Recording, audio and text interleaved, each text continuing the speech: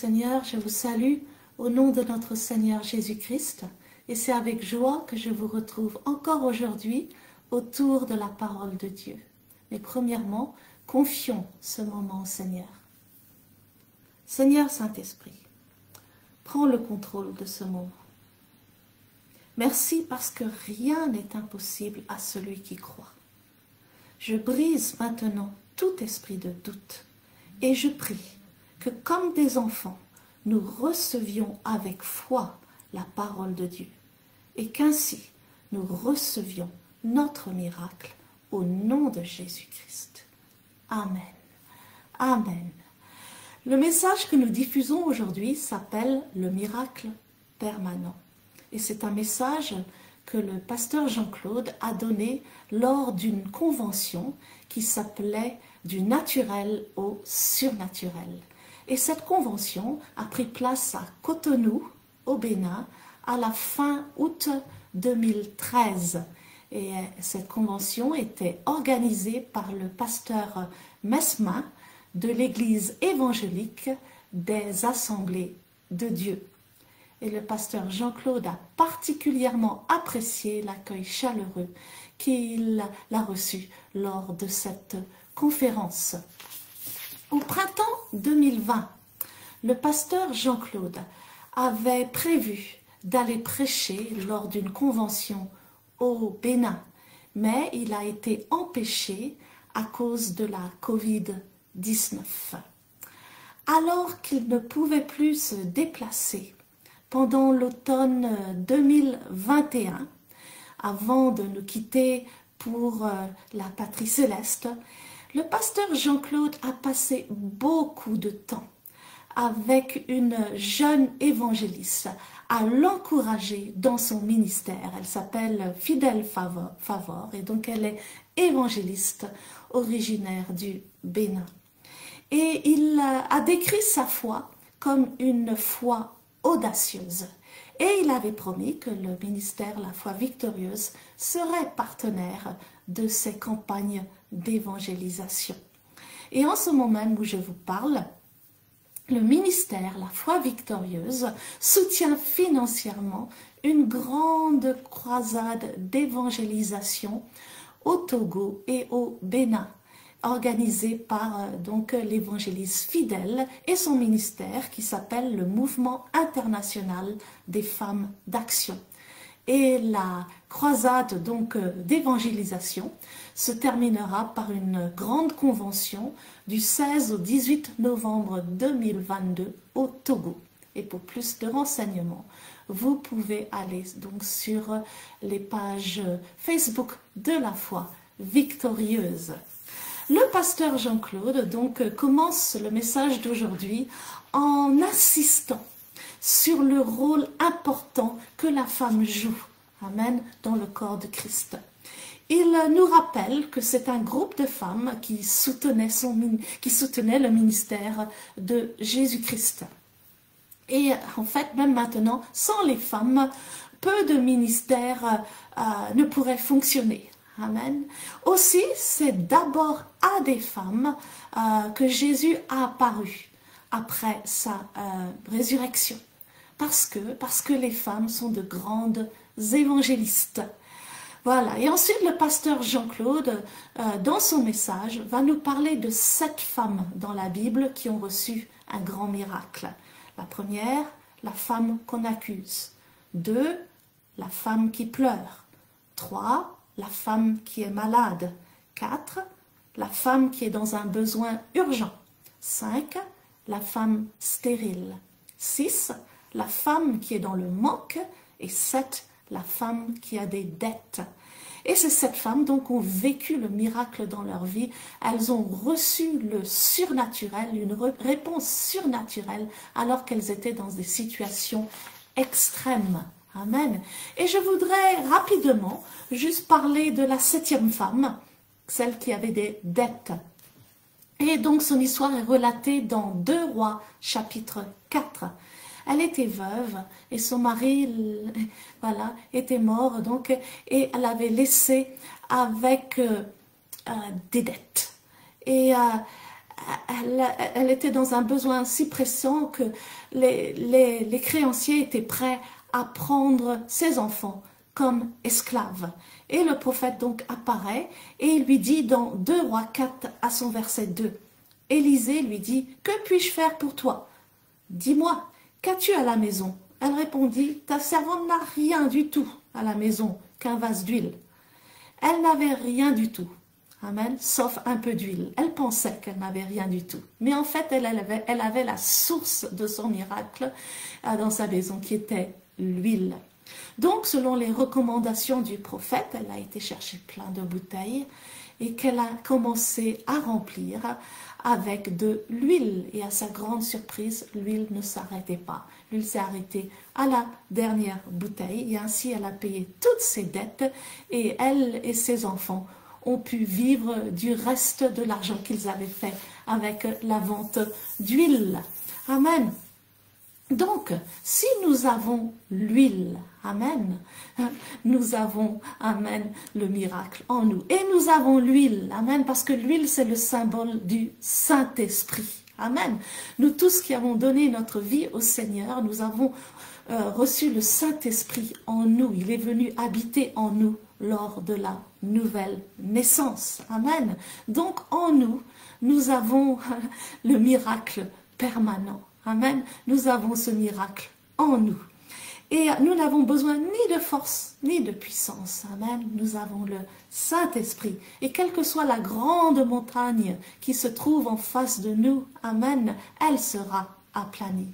Amen. Quelle que soit la dette ou le manque, ils seront aplanis au nom de Jésus-Christ. Quelle que soit la maladie, la malédiction ou les attaques spirituelles, elles seront anéanties au nom de Jésus-Christ. Le Saint-Esprit en nous, amen, ce n'est pas un miracle, ce n'est pas 2 miracles, mais c'est le miracle permanent. Amen. Donc, c'est le Saint-Esprit en nous, c'est le miracle qui ne s'arrête pas. Le Saint-Esprit en nous, amen, va nous surprendre. C'est le miracle qui va nous surprendre, qui va nous surprendre alors qu'on ne s'y attend plus. Donc, vous êtes malade, amen, vous êtes malade, le même Saint-Esprit qui a ressuscité Jésus d'entre les morts, amen, habite en vous et vous rendra la vie dans votre corps mortel. Vous êtes fatigué, amen, la puissance du Saint-Esprit viendra sur vous et vous remplira de force et de vitalité. Amen. Mais le plus grand miracle donc, c'est le miracle de la nouvelle naissance, quand le Saint-Esprit vient habiter en nous. Le Saint-Esprit en nous, comme dit Éphésiens 1 à son verset 14, c'est le gage de notre héritage pour la rédemption. Donc aujourd'hui, si vous n'avez pas encore donné votre vie au Seigneur Jésus, amen, si vous n'avez pas expérimenté le miracle de la nouvelle naissance, je vous invite maintenant à répéter après moi la prière suivante. Seigneur Jésus, je reconnais que je suis pécheur. Je reconnais que tu es le Fils de Dieu. Je reconnais que tu es Seigneur et que tu es mort à la croix pour moi. Je t'accepte maintenant comme mon Seigneur et Sauveur. Pardonne-moi tous mes péchés, comme je pardonne à tous ceux qui m'ont offensé. Sois le berger de ma vie, et je m'engage maintenant à te suivre et à t'obéir jusqu'à la fin de ma vie. Au nom de Jésus-Christ. Amen. Si vous avez prié cette prière pour la première fois, le Saint-Esprit en personne est venu habiter en vous. Et vous avez reçu le don de la vie éternelle. Amen. Et la source du miracle permanent habite en vous. Amen. Alors que nous nous apprêtons donc à regarder le message d'aujourd'hui, je prie que par la foi, nous recevions tous notre miracle au nom de Jésus-Christ. Amen. Que le Seigneur vous bénisse abondamment.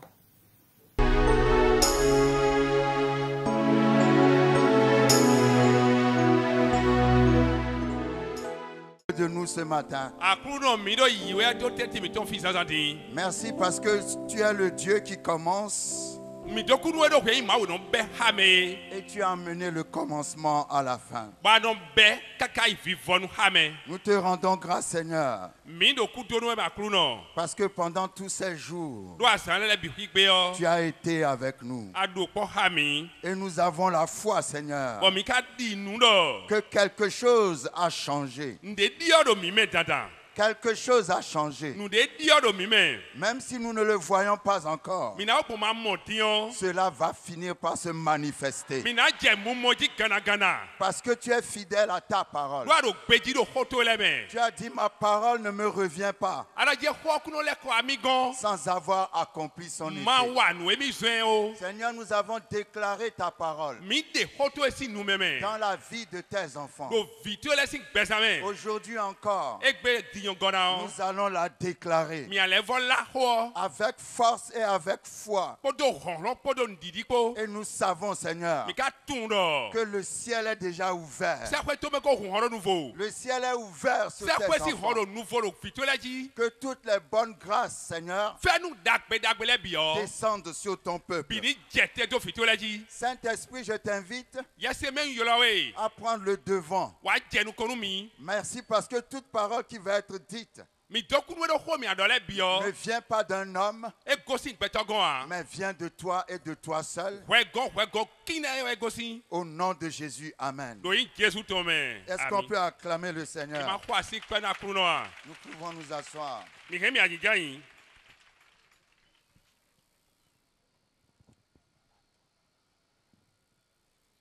Dans la Bible, il y a un passage où il est dit, Jésus, voyant la foule, fut ému de compassion.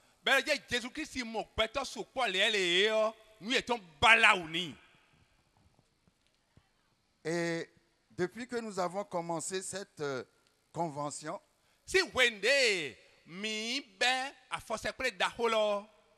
quelque part en voyant la foule, je suis aussi ému de compassion.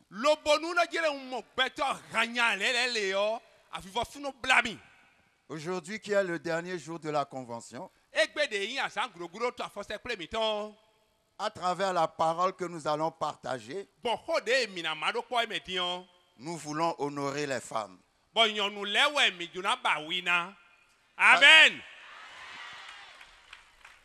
Parce que je suis vraiment émerveillé quand je vois la foule du nombre de femmes qui sont présentes dans cette convention. Je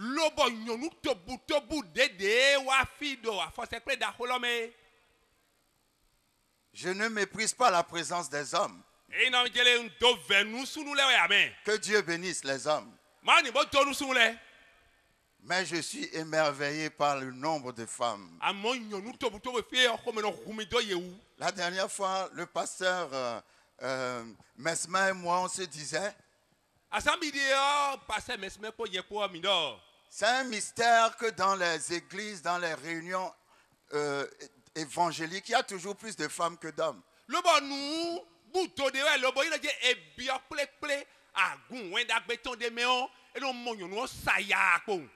C'est un mystère, n'est-ce pas? Quand nous lisons Genèse chapitre 2 à son verset 7, la Bible dit l'Éternel Dieu forma l'homme de la terre.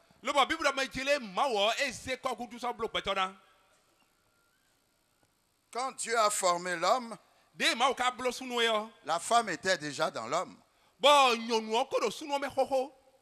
Parce qu'il n'a pas formé la femme de la terre, mais il a sorti la femme de l'homme.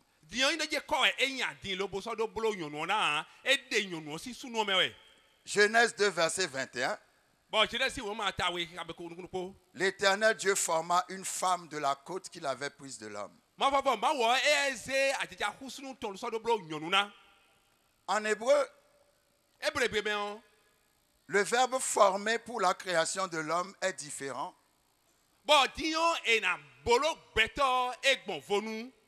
Du verbe formé pour la création de la femme.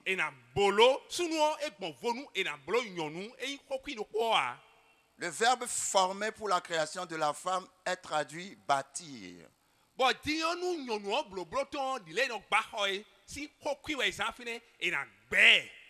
Dieu a formé l'homme, mais il a bâti la femme. Quand on bâtit quelque chose, on met plus de temps avec cette chose. Parce qu'on bâtit avec délicatesse. Et ça prend un peu plus de temps. Et pendant que Dieu bâtissait la femme, l'homme dormait. Peut-être même qu'il ronflait. Parce que Dieu l'avait mis en sommeil. Donc j'ai comme cette impression que pendant que Dieu bâtissait la femme, il a passé plus de temps dans sa création que dans la création de l'homme. Et la femme et Dieu se sont dit des choses pendant que l'homme dormait. Donc c'est comme s'il y a un secret entre la femme et Dieu. Alléluia. Il y a quelque chose entre la femme et Dieu que l'homme ne connaît pas parce qu'il dormait. C'est pour ça que quand la femme entend parler de Dieu, il y a certainement plus d'empressement. Alléluia. Amen. Ah, ça, c'est pas une doctrine. Hein? Ça, c'est ce que moi-même je dis juste pour qu'on rie un peu. Alléluia. Mais on ne sait jamais. Il y a un mystère entre la femme et Dieu. Alléluia. Mais il ne faut pas que les hommes dorment trop.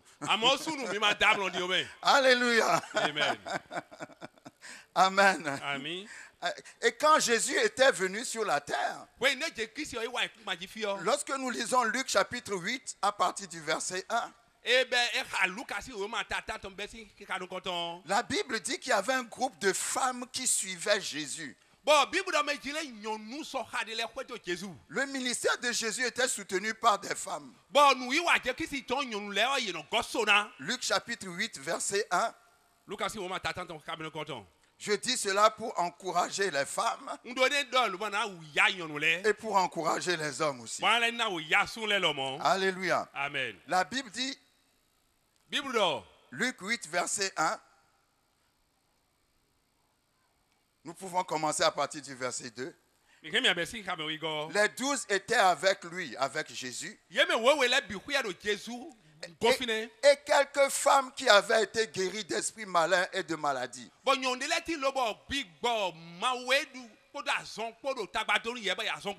Marie dite de Magdala, de laquelle étaient sortis 7 démons.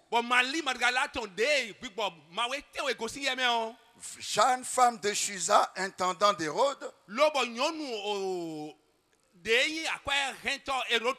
Suzanne et plusieurs autres qui l'assistaient de leurs biens.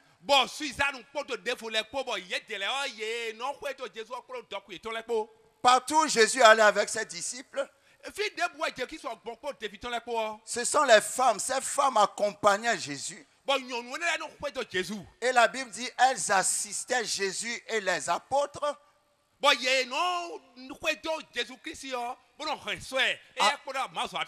avec leur argent, avec leurs biens, avec tout ce qu'elles avaient. Donc le ministère de Jésus était essentiellement soutenu par les femmes. Et lorsque dans Matthieu 14, 21, la Bible dit que Jésus a multiplié les pains, La Bible dit que ceux qui avaient mangé étaient 5000 hommes. Sans compter les femmes et les enfants. Mais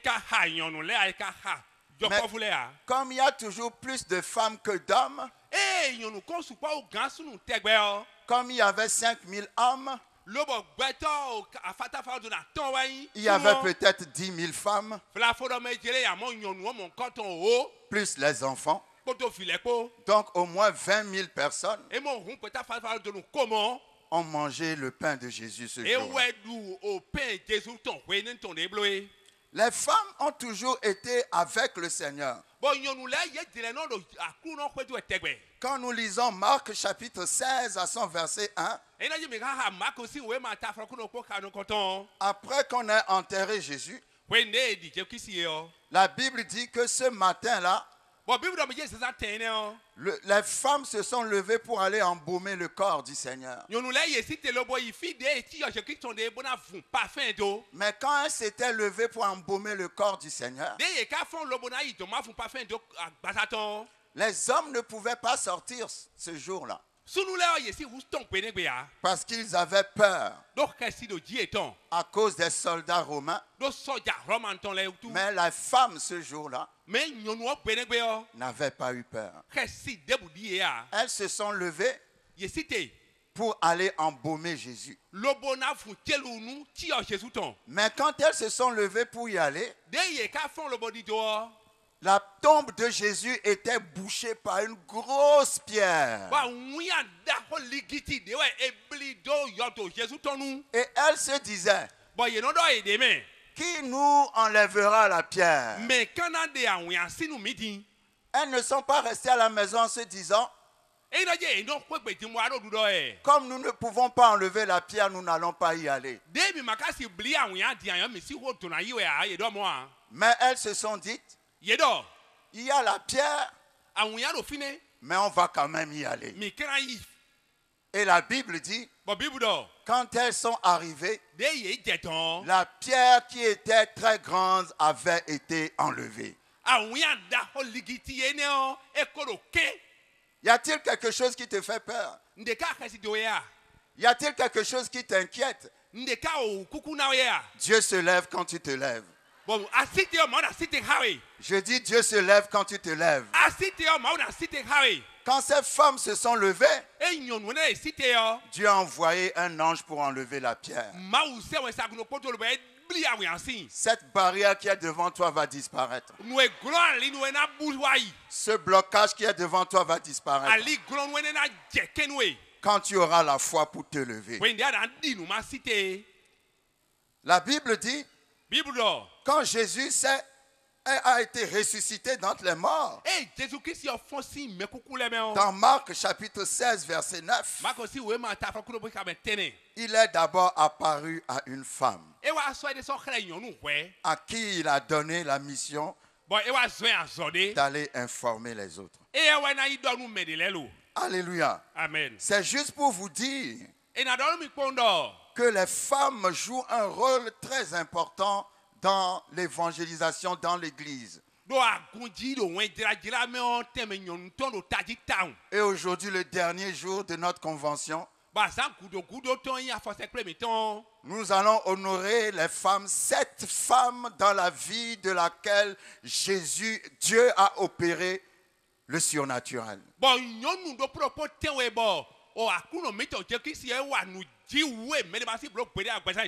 7 femmes qui ont reçu le surnaturel dans leur vie. Ce sont des femmes, mais le message est valable aux hommes aussi. Parce que la foi n'a pas de sexe. Alléluia. Amen. Nous allons parler de la femme qu'on accuse. La femme qui pleure. La femme qui est malade. La femme qui est dans un besoin pressant. La femme stérile. La femme qui est dans le manque. La femme qui a des dettes.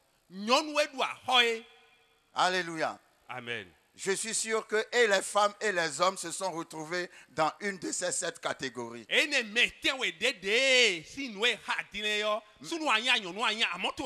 Mais de la même manière que ces femmes ont obtenu le surnaturel, toi aussi tu obtiendras ton surnaturel aujourd'hui. Dans Jean chapitre 8, nous voyons que là, on accusait une femme. Il y a une accusation sur toi. Que tu sois homme ou femme. On t'accuse. On t'accuse injustement. Dans Jean chapitre 8, la Bible dit,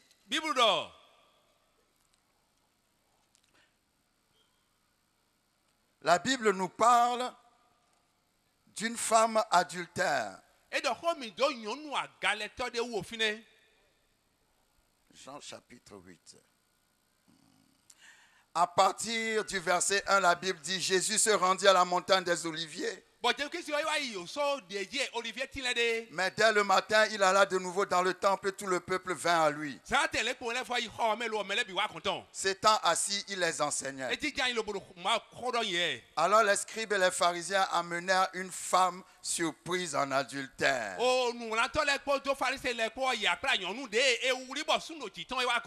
Et la plaçant au milieu du peuple, ils dirent à Jésus, cette femme a été surprise en flagrant délit d'adultère. Moïse dans la loi nous a ordonné de lapider de telles femmes. Toi donc, que dis-tu? Il disait cela pour l'éprouver afin de pouvoir l'accuser.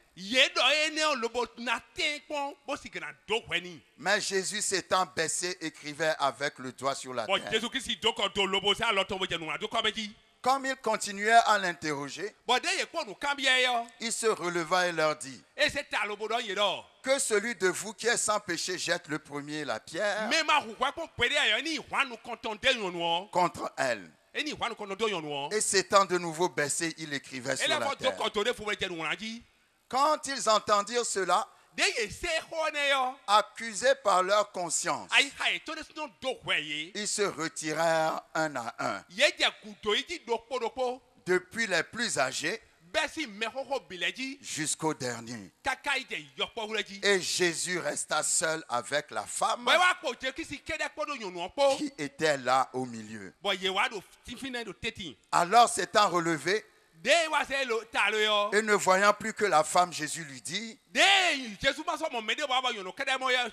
femme, où sont ceux qui t'accusaient? Personne ne t'a-t-il condamné? Elle répondit, non, Seigneur. Et Jésus lui dit, je ne te condamne pas non plus.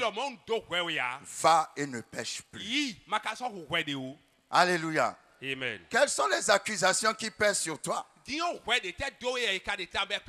Jésus a dit à cette femme, ce qui est étrange, c'est que la loi dit dans Lévitique 20 à son verset 10,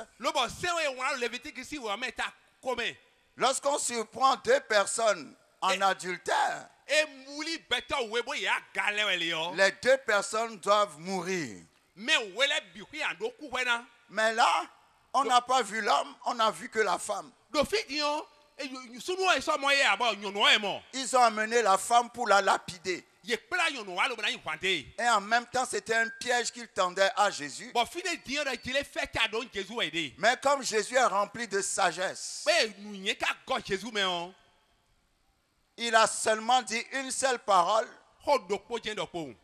Et les accusateurs ont été eux-mêmes accusés.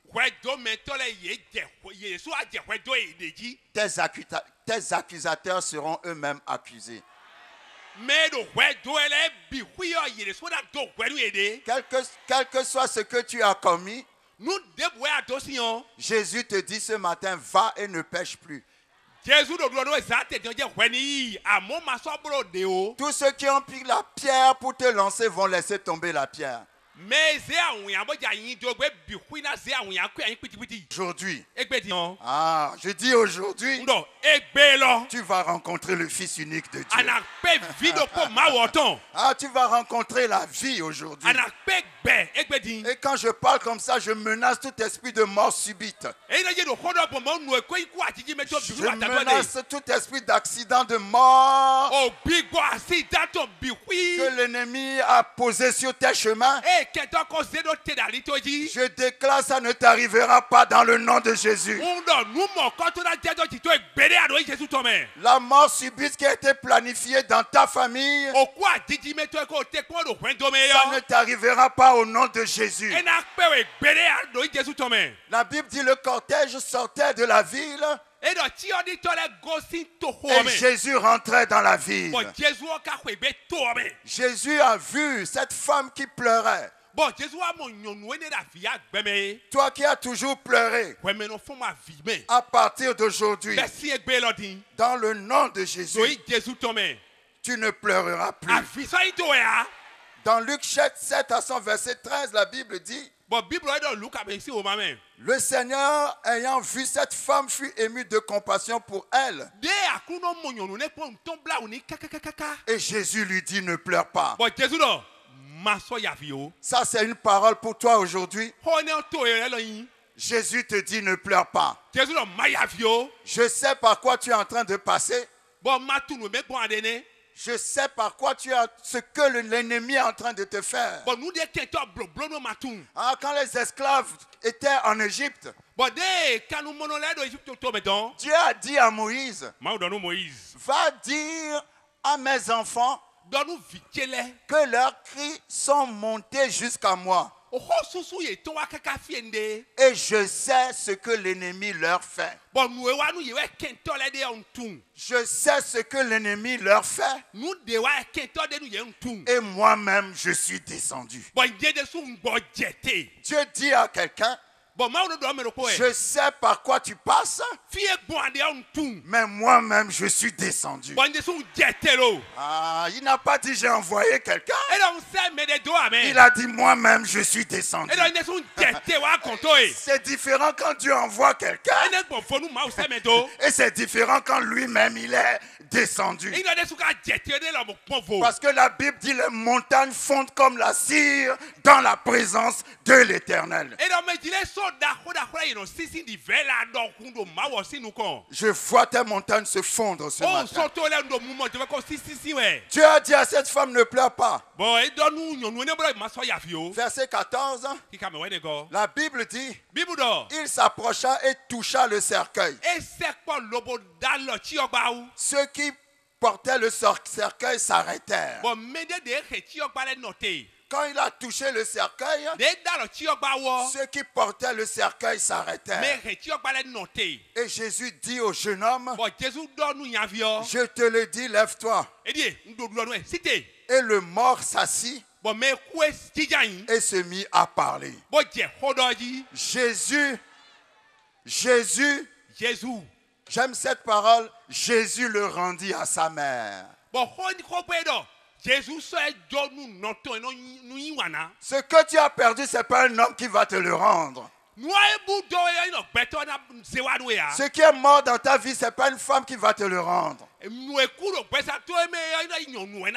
te dis aujourd'hui, Jésus va te le rendre. Je dis: Jésus va te le rendre. La Bible dit: il a touché le cercueil. Et les gens qui portaient le cercueil se sont arrêtés. Certainement le cercueil était ouvert. Mais Jésus n'a pas touché le mort. Il a touché le cercueil. Et ceux qui portaient le cercueil se sont arrêtés. Ceux qui te portent vers la mort s'arrêtent aujourd'hui. Je dis: ceux qui te portent vers la mort s'arrêtent aujourd'hui. Jésus n'a même pas touché le mort. Il a touché ce qui contenait le mort. Et quand il a touché ce qui contenait le mort s'est levé. Les gens disent que tu es mort à cause de ta circonstance qui te contient. Mais aujourd'hui, la parole de Dieu change ta circonstance. Je dis la parole change ta circonstance. Cette circonstance qui déclare ta mort va déclarer ta vie. Je dis cette situation qui annonce ta mort annonce ta résurrection. La malédiction est renversée dans le nom de Jésus. Le mort s'est levé et Jésus l'a rendu à sa mère. Que Jésus te rende aujourd'hui ce que l'ennemi a pris dans ta vie. Il y a des choses que l'homme ne peut pas vous donner, mais alors que la parole est prêchée, Jésus est en train de te le rendre. Dans le nom puissant de Jésus. Dans Marc chapitre 5, nous rencontrons la femme qui est malade. La Bible dit que cette femme souffrait depuis 12 ans d'une perte de sang. Quand vous lisez son histoire, il y a un verset qui dit qu'elle avait dépensé tout ce qu'elle avait. C'était une femme qui était très riche. Parce que pendant 12 ans, elle n'arrêtait pas de dépenser. Mais plus elle dépensait, plus sa maladie s'empirait. Il y a un verset qui dit dans ce passage, sa maladie s'empirait entre les mains des médecins.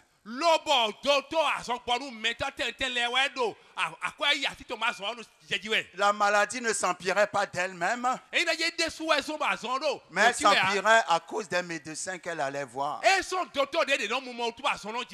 Je ne parle pas contre les médecins. C'est bien d'aller voir le médecin, de prendre les médicaments. C'est Dieu qui a donné la science. C'est Dieu qui a donné la sagesse. Mais certainement, elle allait voir des médecins, des féticheurs, des médecins qui faisaient des pratiques diaboliques. Et au lieu que son état s'améliore, ça s'est empiré entre les mains des médecins. Et il y a un autre verset qui dit, mais ayant entendu parler de Jésus. Ce matin, tu es en train d'entendre parler de Jésus. Je ne sais pas ce que tu es en train de perdre depuis 12 ans. Mais il y a une bonne nouvelle pour toi ce matin. Il y a le médecin des médecins qui s'appelle Jésus. Quand elle a entendu parler de Jésus, elle a dit, si je le touche, je serai guéri. Mais cette femme avait un défi. Son défi, c'est qu'à cause de sa perte de sang, elle ne devait pas sortir et se mélanger aux gens. Quand elle sortait, elle devait crier impur, impur, impur. Afin que personne ne la touche, au risque de devenir impur. Mais elle s'est levée par la foi. Vous savez, la loi nous empêche de recevoir la bénédiction. Elle a dit, je ne vais pas marcher par la loi. Parce que la loi me sépare de la société. Elle a décidé de marcher par la foi. La foi est supérieure à la loi. Le centenier a dit à Jésus, ne viens pas chez moi. Envoie la parole. Parce que le centenier venait d'une nation païenne. Et dans cette période, les Juifs n'avaient pas le droit d'entrer dans les maisons des païens. Donc la loi lui interdisait de recevoir le Juif Jésus. Alors il s'est dit, la loi m'interdit de te recevoir. Mais par la foi, envoie la parole. Avec la foi, je passe au-dessus de la loi. Et ce à quoi je n'ai pas droit, la miséricorde de Dieu va me le donner. Alléluia. Amen. La Bible dit cette femme est partie pour rencontrer Jésus. Mais il y avait une foule autour de Jésus. Et elle voulait toucher Jésus. Donc j'imagine que cette femme a dû se mettre par terre. Parce que les gens entouraient Jésus. La seule manière d'aller toucher Jésus, c'est de ramper sur le sol à travers les... Est-ce que vous savez que pour obtenir parfois la bénédiction, tu dois être dans un état d'humiliation. Parfois les gens peuvent même marcher sur toi. Mais si tu sais en qui tu as cru, Paul a dit je sais en qui j'ai cru. Quel que soit ce que les gens disent de toi, si tu persévères dans ta foi, ce que tu vas recevoir, eux ils ne l'ont jamais reçu. Cette femme s'est laissée piétiner. Elle n'a pas considéré cela parce que son objectif était de toucher Jésus. J'ose croire que ce matin en venant ici, ton objectif c'est de toucher Jésus. C'est de toucher Jésus. Donc elle a rampé. Et elle a fini par toucher, la Bible dit, le bord de ses vêtements. Tu ne peux pas toucher le bord du vêtement en restant debout. Tu ne peux le faire qu'en étant par terre sur le sol. Et quand elle a touché Jésus, la Bible dit une force est sortie de Jésus. Et cette femme a été guéri instantanément. Ce qui te rend malade depuis 12 ans, dans le nom de Jésus, peut s'arrêter aujourd'hui. Parce que Jésus est la parole que nous prêchons. Pendant qu'elle est prêchée, Jésus passe à côté de toi. Je dis, reçois la parole et ça soit guéri dans le nom de Jésus. Jésus a dit, qui m'a touché? Les disciples ont dit, mais Seigneur, tout le monde te touche. Tu es au milieu de la foule. Jésus a dit, non, non, non.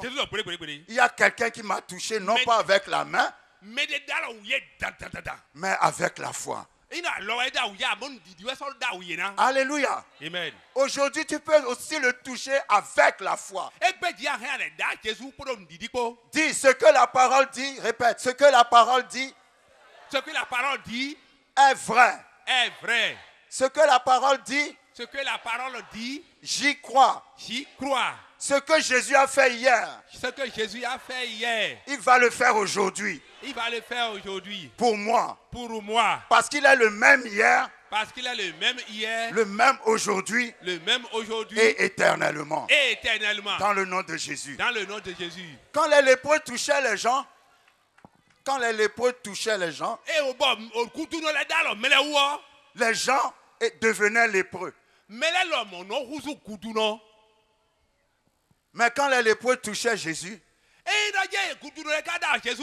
les lépreux devenaient comme Jésus. Alléluia. Amen. Quand la maladie touchait Jésus, la maladie disparaissait.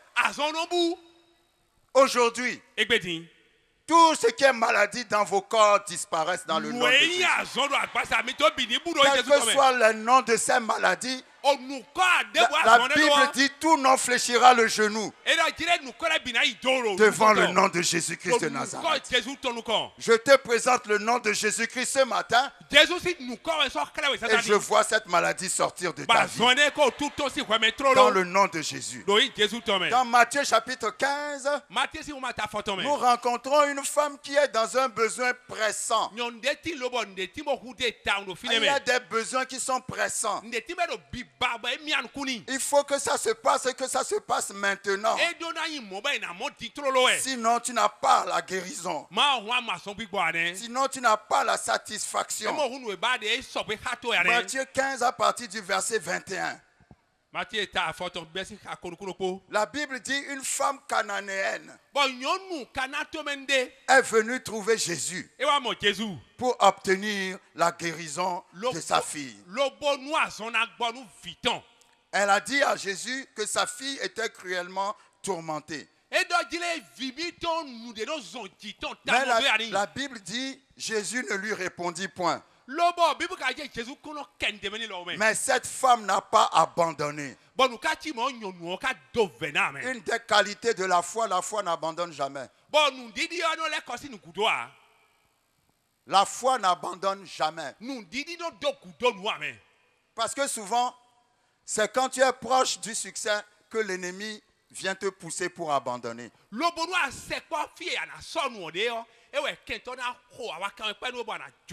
Mais toi, tu n'abandonneras pas au nom de Jésus. Les disciples disaient à Jésus, chasse cette femme.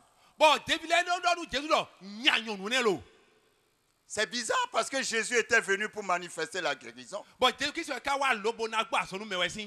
Mais dans l'Ancien Testament, la guérison était uniquement pour le peuple d'Israël. C'est dans le Nouveau Testament, à travers la résurrection de Jésus. Et cette femme n'était pas juive. Jésus va lui répondre, le pain des enfants n'est pas pour les chiens.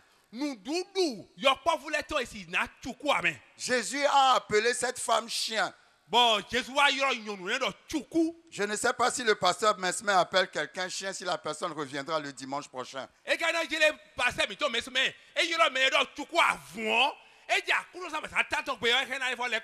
Mais cette femme n'a pas été offensée. Quand on a la foi, il ne faut pas s'offenser. Parce que quand on a la foi, l'ennemi va toujours te mettre dans des situations où tu vas être offensé. Ah, mais comment celui-là se dit fils de Dieu, il m'appelle chien? Non, il n'a pas réagi comme ça.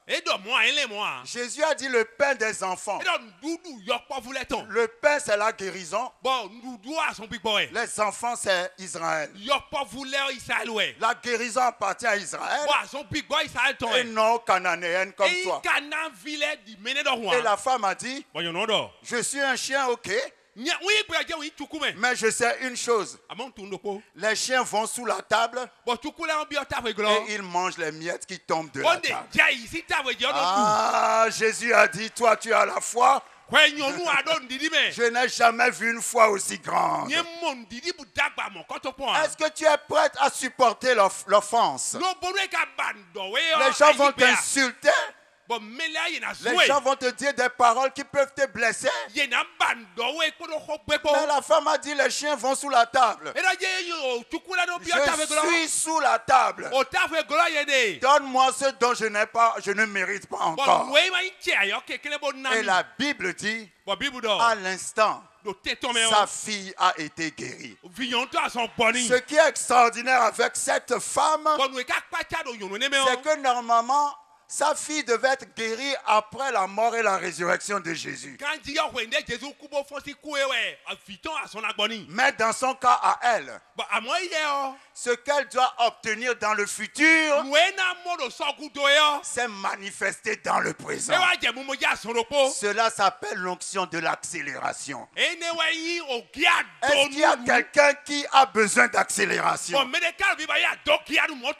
Ça fait trop longtemps que tu attends.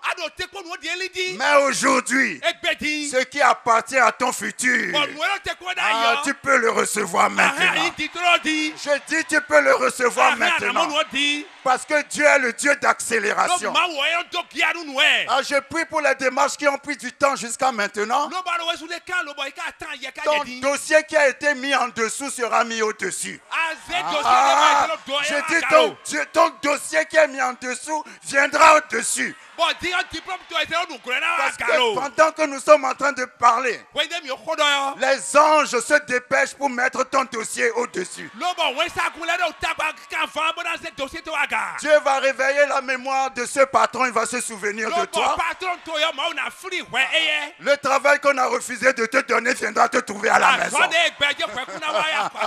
Dieu dit, je vais ramener ton futur dans le présent. Si tu as la foi pour persévérer. Alléluia. Amen. Alléluia. Amen. Toutes les démarches qui ont pris du temps, dans le nom de Jésus, seront accélérés maintenant.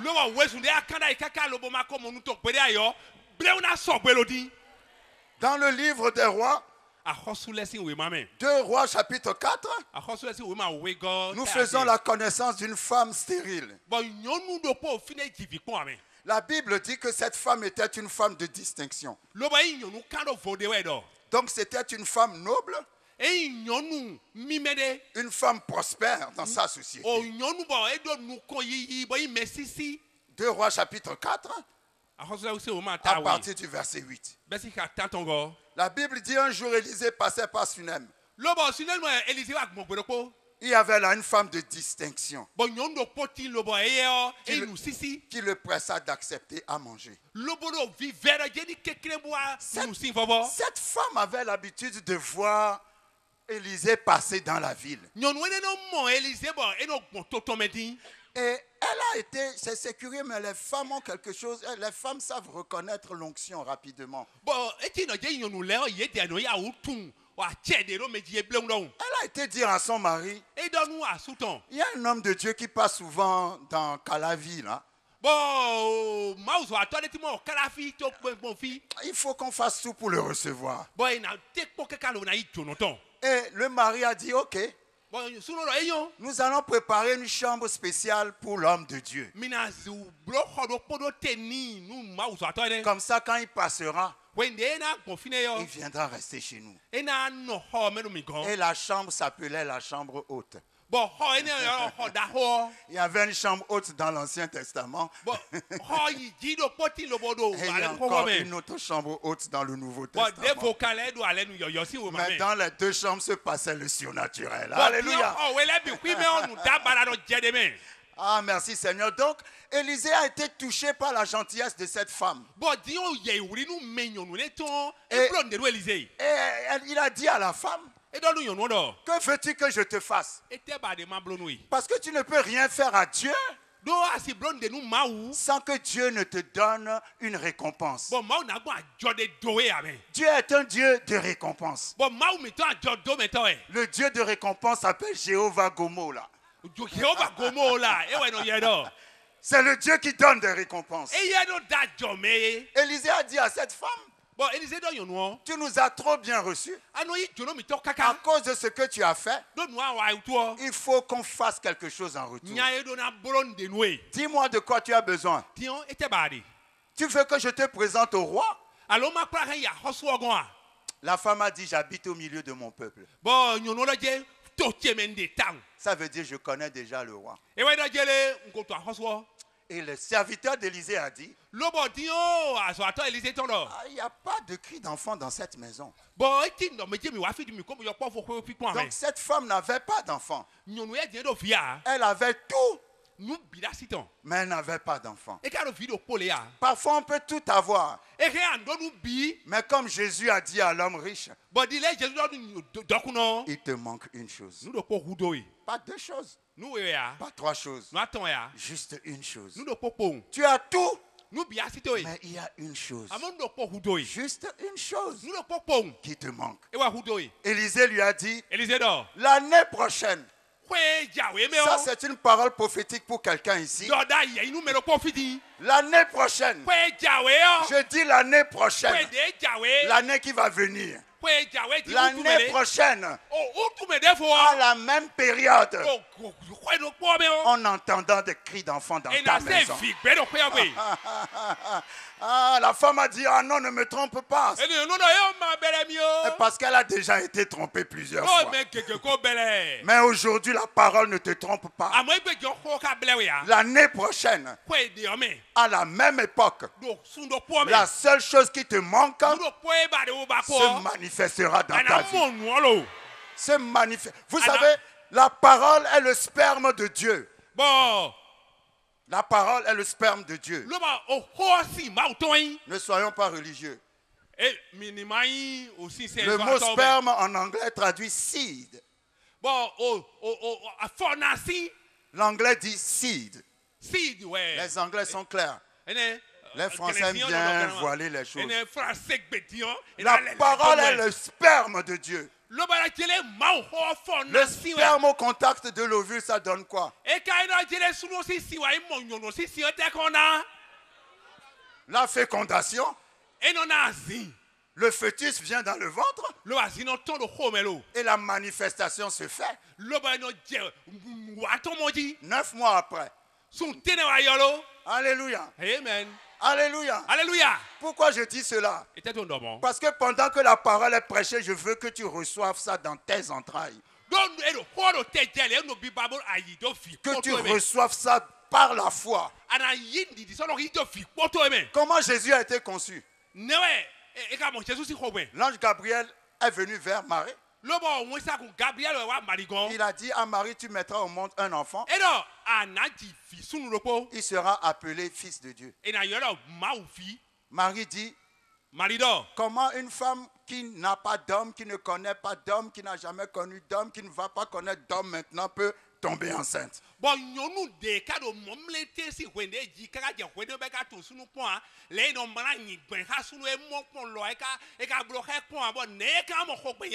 Comment une femme peut tomber enceinte sans rencontrer un homme? L'ange lui a dit, le Saint-Esprit viendra sur toi et la puissance du Très-Haut te couvrira de son ombre. Et qu'est-ce que Marie a dit? Qu'il me soit fait selon ta parole. À l'instant où elle a dit qu'il me soit fait selon ta parole, la parole est devenue Jésus dans son ventre.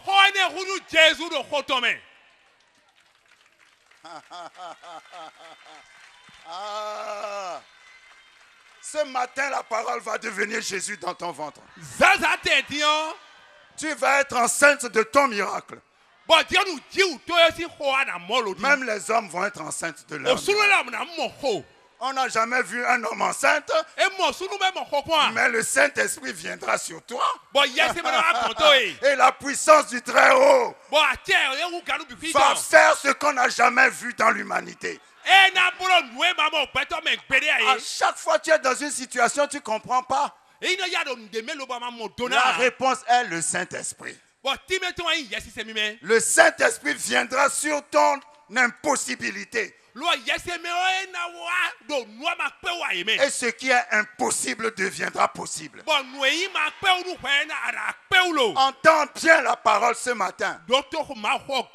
Crois bien dans la parole prêchée ce matin. Quelque chose va se passer dans ta vie. Quelque chose va se passer dans ta vie. Marie a été enceintée par la parole. Et elle a manifesté la parole en donnant naissance à Jésus. Elle a par la foi donné un corps au spirituel. Dans le nom de Jésus. Va prendre un corps ce matin. Et la Bible dit l'année prochaine à la même période, cette femme a eu un enfant. Dis à ton voisin, l'année prochaine à la même période, tu auras ton enfant.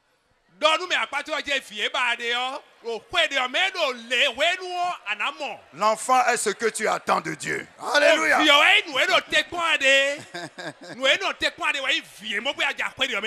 Dans 1 Roi chapitre 17, nous rencontrons une femme qui est dans le manque. Cette femme était dans le manque. 1 Roi chapitre 17. La Bible dit que il y avait la sécheresse dans le pays. Il y avait la sécheresse parce que Élie avait fermé les cieux. Et en fermant les cieux, il n'y avait plus de pluie pour arroser la terre. Et Élie lui-même s'était retrouvé à côté d'une source où les corbeaux lui amenaient la nourriture.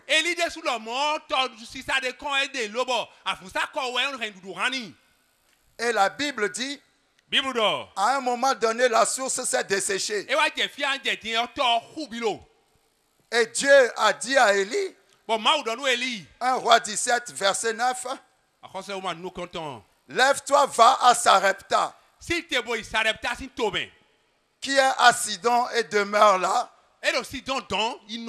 Voici, j'ai ordonné à une femme veuve de te nourrir. La Bible dit, Élie n'avait plus de nourriture. Et Dieu lui dit, va à Sarepta. Sarepta en hébreu signifie test. Oui, épreuve, test, examen, si tu veux. Il y a un niveau de ta foi où Dieu va te tester. Le test n'était pas pour Élie. Mais le test était pour la femme veuve. Dieu a dit à Élie, va à Sarepta. Car là, j'ai dit à une veuve de te nourrir. Il y a un Sarepta dans la vie de tout croyant. Ce qui te manque actuellement est quelque part. Je dis ce qui te manque actuellement est quelque part. Ce n'est pas que ce qui te manque parce que ça n'existe pas. Mais ce qui te manque est quelque part. Si tu marches avec l'Esprit de Dieu, l'Esprit te dira toujours où se trouve ta provision. Dieu a dit à Élie, ce qui te manque est à Sarepta. Maintenant, à Sarepta se trouvait une femme veuve. C'était la famine. Cette femme veuve n'avait qu'un peu de farine et un peu d'huile. Avec quoi elle allait faire à manger. Et après avoir mangé, elle et son fils allaient mourir. Mais voici que alors qu'elle était partie ramasser du bois, au retour, elle rencontre le prophète Élie. Mais avant de rencontrer Élie, Dieu lui avait dit quelque chose. La foi consiste à faire ce que Dieu te dit. Marie a dit au serviteur, faites tout ce qu'il vous dira. Parce qu'il peut vous demander de faire des choses qui sont parfois difficiles. Des choses qui ne sont pas logiques. Cette femme, qui était certainement squelettique parce qu'elle avait faim, j'aime imaginer Élie comme un gros prophète bien gras qui mange bien. Et ce prophète a rencontré cette pauvre femme. Il n'a même pas eu pitié d'elle. La femme lui dit, c'est ma dernière nourriture. Mais il dit à la femme, donne-moi d'abord à manger. Les gens vont dire, mais qui est ce pasteur-là? Ce pasteur n'a pas de cœur ou quoi? La pauvre femme n'a plus rien. Le pasteur est encore venu manger ce que la pauvre femme a. Alléluia. C'est pour ça que Marie a dit, faites tout ce qu'il vous dira parce qu'il va vous dire de faire des choses anormales. Mais cette femme savait que Dieu lui avait parlé. Il y a des fois Dieu va te dire, je veux que tu payes un costume à telle personne. On veut toujours offrir les costumes et les cadeaux au pasteur, à la femme du pasteur, aux enfants du pasteur. C'est très bien. Mais parfois Dieu va te dire, va et donne 10 000 € à tel frère. Va, donne 50 000 € à telle sœur. Et tu dis, ah non, hein, depuis ce frère et cette soeur ne m'ont jamais dit bonjour, je m'en fous. Mais c'est toi qui te fermes la porte au nez. Parce que quand tu obéis à ce que Dieu t'a dit, ça t'ouvre une porte. Alléluia. Amen. Chaque personne qui est dans le manque ici, Dieu te dit ce matin, il y a un Sarepta pour toi. Il y a quelque chose que Dieu t'a mis à cœur, mais tu ne l'as pas encore fait. Fais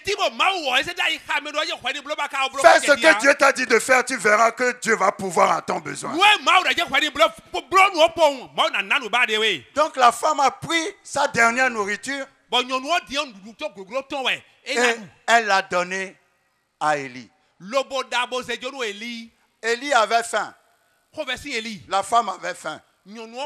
Entre Élie et la femme qui avait besoin de l'autre.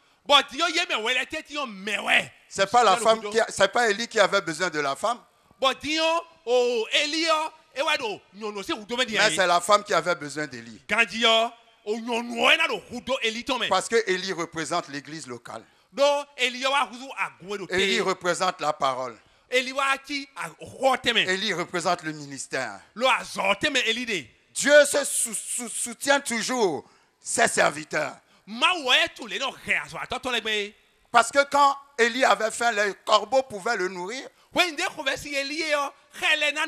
Dieu a envoyé un ange faire un gâteau à Élie. Quand il a mangé le gâteau, il a mangé 40 jours, 40 nuits sans avoir faim.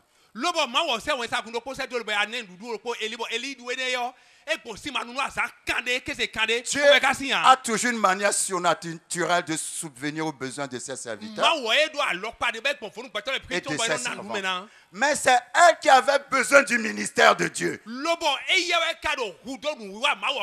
Et quand elle a investi dans le ministère de Dieu, pendant 3 ans et demi de famine, cette femme n'a jamais manqué de nourriture.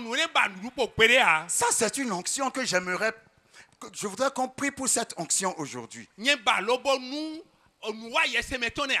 oublié de donner le titre de mon message, c'est le miracle permanent. Tu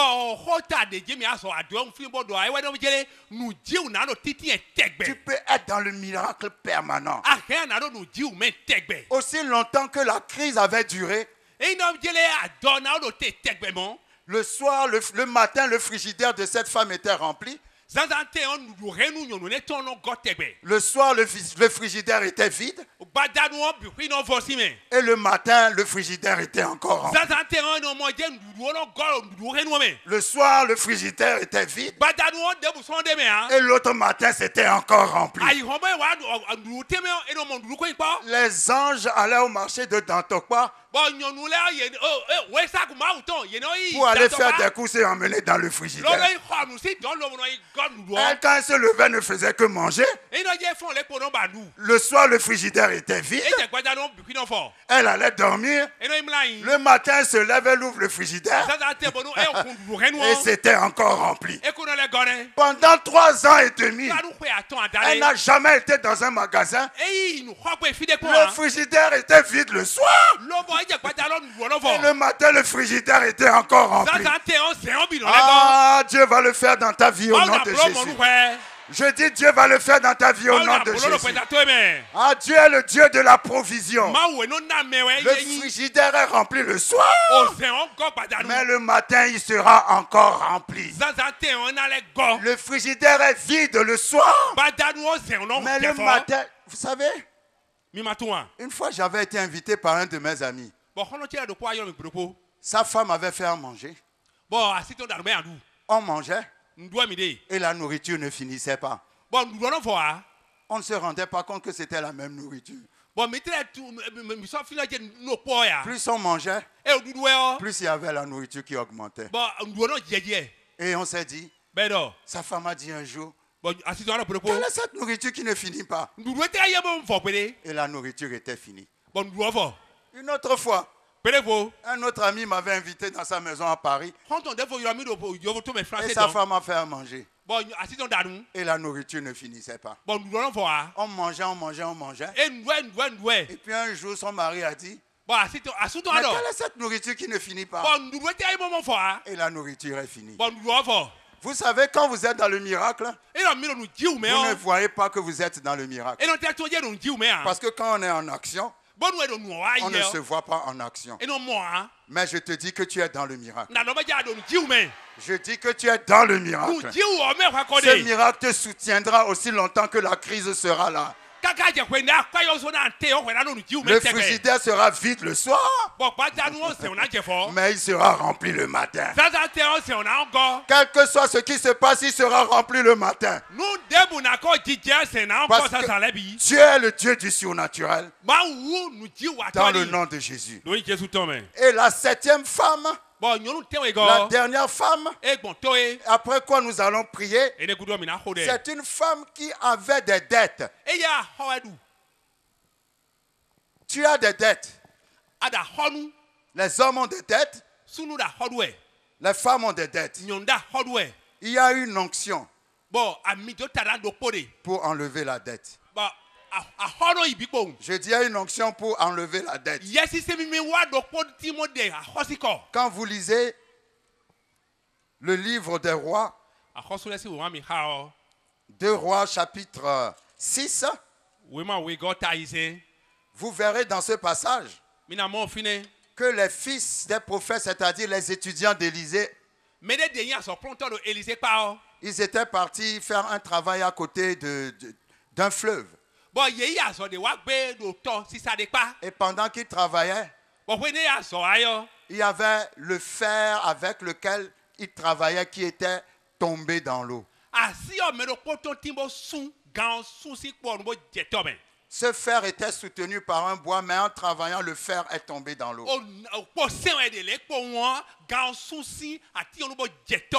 Et ils ont dit à Élisée, c'est un fer qui a été emprunté. Et Élisée a dit, donnez-moi le bois. Et Élisée a jeté le bois dans l'eau, là où le fer était tombé. Et le bois est parti au fond de l'eau. Et le bois a surmonté le fer. Entre le fer et le bois, lequel est le plus lourd? C'est le fer qui est plus lourd que le bois, n'est-ce pas? Normalement, c'est le fer qui doit surmonter le bois, n'est-ce pas? Mais là, c'est le bois qui a surmonté le fer.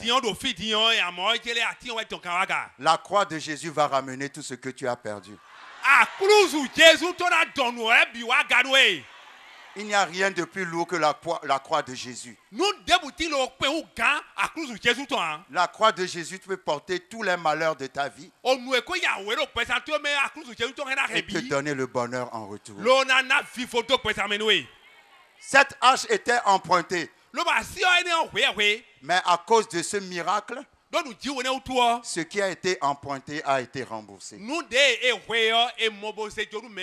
Dieu va rembourser tes dettes. Je dis Dieu va rembourser tes dettes. Dans 2 Rois chapitre 4, nous rencontrons cette femme. La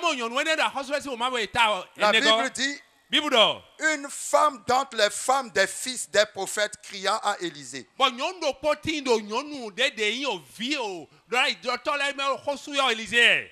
En disant, ton serviteur, mon mari est mort. Et tu sais que ton serviteur craignait l'Éternel.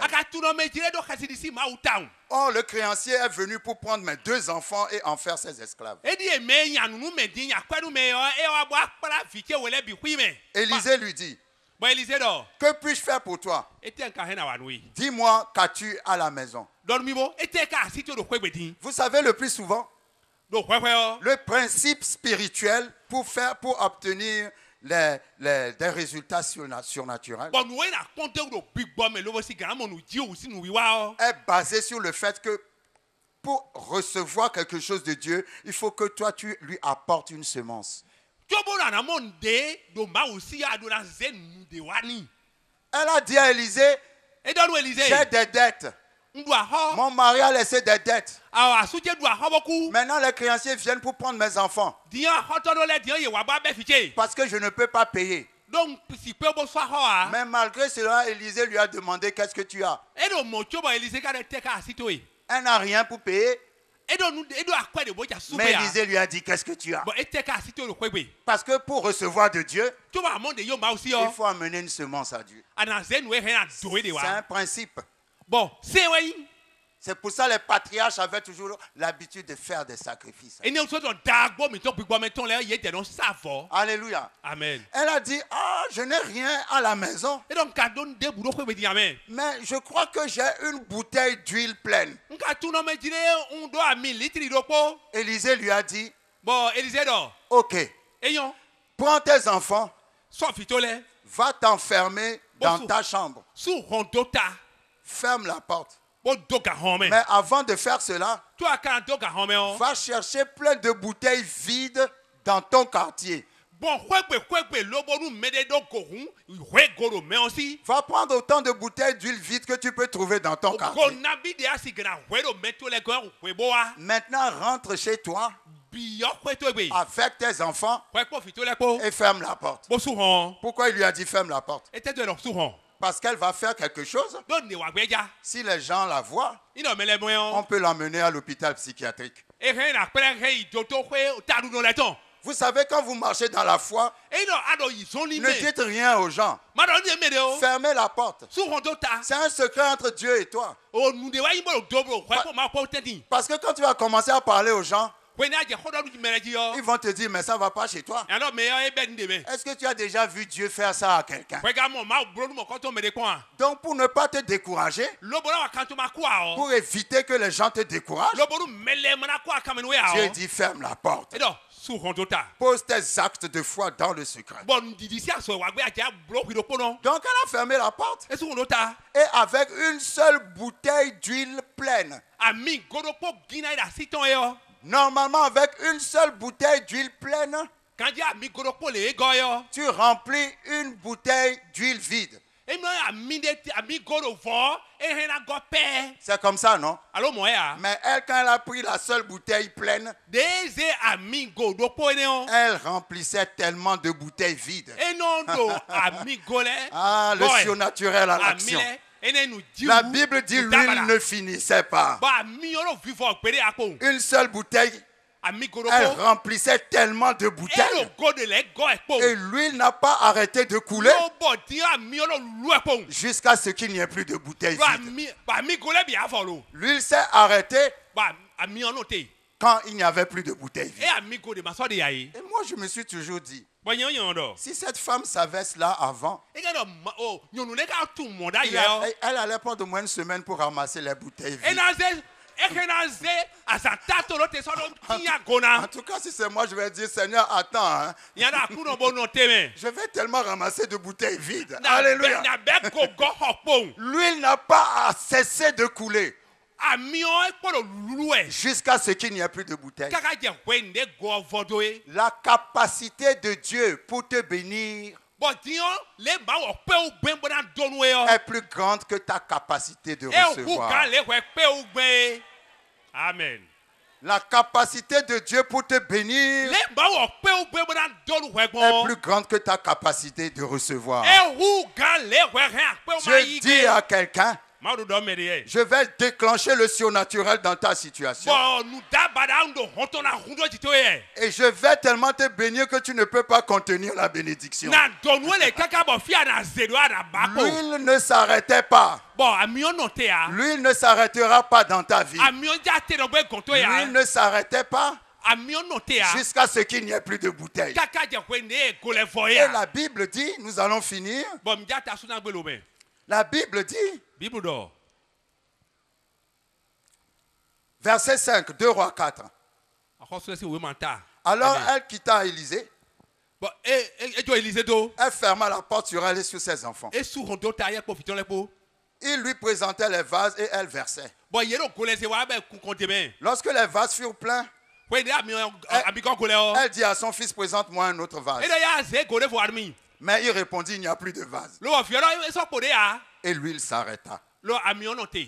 Elle alla le rapporter à l'homme de Dieu. Et Élisée lui dit, va vendre l'huile et paie ta dette. Et tu vivras, toi et tes enfants, de ce qui restera. Dieu est un Dieu qui brise les dettes. D'une manière ou d'une autre. Tu ne peux pas l'imaginer. Mais cette dette qui pèse sur toi, Dieu va la payer au nom de Jésus. Élisée lui a dit quelque chose. Et c'est par rapport à ça que je veux qu'on prie et qu'on termine cette convention. Et cela va arriver dans ta vie. Le miracle permanent. Élisée bien ce que Élisée lui a dit. Élisée lui a dit, va vendre les bouteilles. Avec l'argent, tu vas payer tes dettes. Maintenant, avec les autres bouteilles qui restent, tu vas vivre, toi et tes enfants. C'est ce qu'il lui a dit, non? Ça veut dire avec les bouteilles qui restent, elle va vendre les bouteilles. Et avec l'argent, elle va manger avec ses enfants. Elle va payer le loyer, payer l'école, payer tout. Mais les bouteilles qui restaient, elles aussi, elles vont finir. Alléluia. Amen. Mais Élisée lui a dit, pendant toute ta vie, et pendant toute la vie de tes enfants, toi et tes enfants, vous allez vivre de ce qui reste. Quelqu'un va me suivre. Quelqu'un va me suivre. Ça veut dire que quand elle vendait les bouteilles qui restaient, elle avait l'argent, elle vivait de ça. À chaque fois qu'elle arrivait à la dernière bouteille pleine, elle allait encore chercher des bouteilles vides. Elle fermait encore la porte. Et l'huile n'arrêtait pas de couler. Alléluia! L'huile n'arrêtait pas de couler. Et après, elle allait vendre les bouteilles. Et elle vivait du reste encore. Et quand elle arrivait encore à la dernière bouteille, elle allait encore chercher des bouteilles vides. Et pendant toute sa vie, et pendant toute la vie de ses enfants, à chaque fois qu'elle arrivait à la dernière bouteille pleine, dis à ton voisin, quand c'est fini, ce n'est pas encore fini. Quand c'est fini, ce n'est pas encore fini. Je dis quand c'est fini, ce n'est pas encore fini. Tu arriveras à la dernière bouteille. Mais avec la dernière bouteille, il y aura encore d'autres bouteilles. Avec la dernière bouteille, elle allait prendre encore des bouteilles vides. Et lui n'arrêtait pas de couler. Dans le nom de Jésus, je déclare sur ta vie ce matin que lui n'arrêtera pas de couler dans ta famille. Il coulera dans ta vie. Il coulera dans la vie de tes enfants. Il coulera dans la vie des enfants de tes enfants. Les enfants des enfants de tes enfants. Lui continuera de couler. Le miracle permanent dans ta vie ce matin, je le déclare dans le nom de Jésus. Dans le nom de Jésus. À chaque fois que tu arriveras à la fin, il y aura encore un commencement. Il y aura encore un commencement. J'établis dans ta vie ce matin. Levons-nous, levons-nous, levons-nous. Levons-nous, levons-nous, levons-nous. Levons-nous, levons-nous, levons-nous. Tu vivras du reste. Tu vivras du reste. Si tu as la foi en Dieu, tu vivras du reste. Cette femme avait la foi. Elle avait compris. Avec Dieu, il n'y a pas de calcul. Avec Dieu, une seule bouteille peut remplir des milliers de bouteilles. Si tu as la foi ce matin, qu'une seule bouteille peut remplir des milliers de bouteilles. Quand tu arriveras à la fin, tu iras chercher encore des bouteilles. Parce que le Dieu du miracle ne va pas arrêter de faire des miracles dans ta vie. Au nom de Jésus. Au nom de Jésus. Tu vivras de cela. Toi et tes enfants. C'était un secret que Dieu leur avait montré. C'était un secret. Il a établi dans leur maison. Le prophète a établi dans leur maison un hôtel d'abondance. Un hôtel de surnaturel. Un hôtel de miracles. À chaque fois que ça finissait, quand elle arrivait à la dernière bouteille, ah, le miracle recommence encore. Ah, le miracle recommence encore. Je dis le miracle recommence encore. Dans le nom puissant de Jésus, je veux bénir quelqu'un. Je veux bénir quelqu'un. Élève la main là où tu es. Je déclare que le miracle ne finira pas dans vos maisons. Le surnaturel ne finira pas dans vos maisons. Aujourd'hui, je renverse les bases, les piliers de la malédiction dans ta vie. Je renverse les hôtels de pauvreté dans ta vie. Je renverse les hôtels de la famine dans ta vie. Et j'établis l'hôtel de Jéhovah Jireh dans ta vie. Par le nom puissant de Jésus-Christ, je connecte l'autel de Jéhovah Jireh au trône de Dieu. Et je demande aux anges de Dieu de veiller sur cet autel. Tu ne vivras plus des autels de Baal. On n'entendra plus parler de manque dans ta vie. Si tu as la foi pour croire la parole de Dieu ce matin, quand tu arriveras au dernier franc dans ton compte bancaire, Dieu va encore remplir le compte bancaire. Quand tu arriveras au dernier franc dans ton porte-monnaie, Dieu va encore remplir le porte-monnaie. L'huile ne s'arrêtera pas sur ton autel. Je dis l'huile ne s'arrêtera pas sur ton autel. L'huile de la prospérité ne s'arrêtera pas dans ta vie. L'huile de la guérison ne s'arrêtera pas dans ta vie. L'huile de la délivrance ne s'arrêtera pas dans ta vie. Ni dans la vie de tes enfants, ça ne s'arrêtera pas. Tu en vivras toi-même et tes enfants en vivront. Les enfants de tes enfants en vivront. Parce que c'est l'héritage de la foi. J'établis dans ta maison aujourd'hui l'autel de Dieu. L'autel de Dieu. L'autel de Dieu. Que les anges soient à ton service. Que les anges soient à ton service. Je dis que les anges soient à ton service. Plus de manque dans ta vie au nom de Jésus. Plus de manque dans ta vie au nom de Jésus. À chaque fois que tu arriveras à la dernière bouteille, il y aura encore d'autres bouteilles. Il y aura encore d'autres bouteilles. Merci Seigneur, je te rends grâce. Tu es le Dieu du surnaturel. Que l'huile ne manque pas dans la vie de tes enfants. Quand vous voyez les deux veuves, la veuve de Sarepta a dit à Élie, j'ai un peu de farine et j'ai un peu d'huile. Et la veuve a dit à l'autre veuve a dit à Élisée, j'ai une bouteille d'huile. Toutes les deux avaient besoin de miracles. Et toutes les deux avaient quelque chose en commun. Elles avaient de l'huile.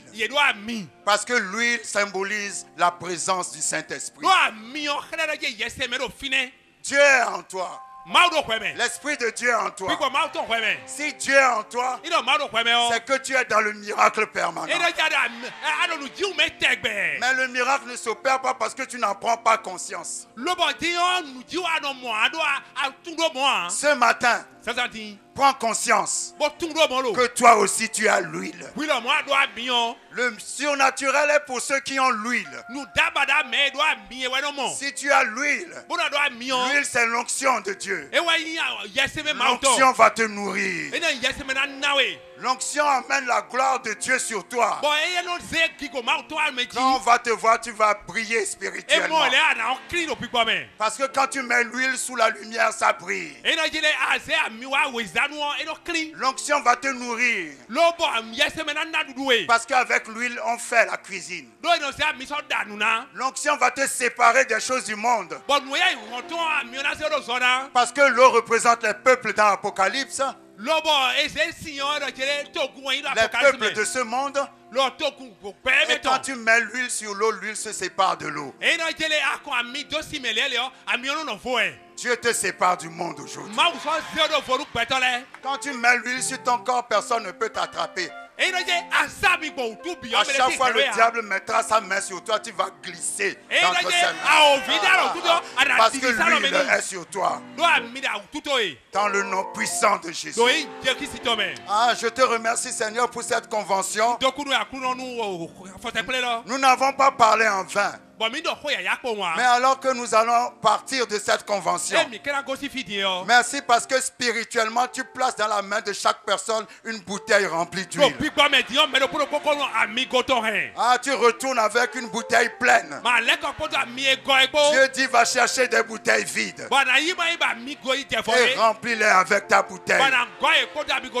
Va les vendre et tu vivras de ce qui restera. Car à chaque fois tu arriveras à la dernière bouteille, il y aura encore le miracle qui va recommencer. Que le Dieu qui paye les dettes paye les dettes de ta vie. Jésus s'est sacrifié pour toi.